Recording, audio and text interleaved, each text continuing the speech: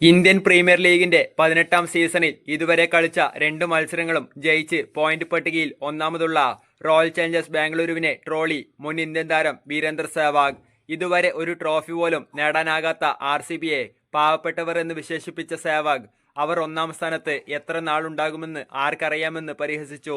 RCBയെ പോലുള്ള പാവപ്പെട്ട ടീമുകൾക്കും ഇടയ്ക്ക് ഒന്നാമതെത്താൻ അവസരം ലഭിക്കട്ടെയെന്നും സെവാഗ് ചൂണ്ടിക്കാട്ടി. അദ്ദേഹത്തിന്റെ വാക്കുകൾ ഇങ്ങനെയാണ്: ഇടയ്ക്ക് RCBയെ പോലുള്ള പാവപ്പെട്ട ടീമുകളും IPL പോയിന്റ് പട്ടികയിൽ ഒന്നാം സ്ഥാനത്ത് എത്തുകയും ഫോട്ടോയൊക്കെ എടുക്കുകയും ചെയ്യട്ടെ.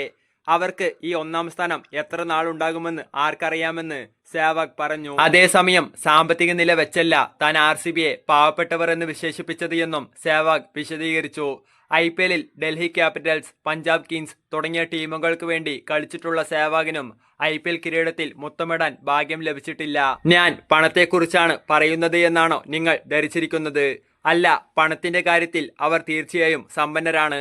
ഓരോ സീസണിലും 400-500 കോടി രൂപ നേടുന്നുണ്ടാകും.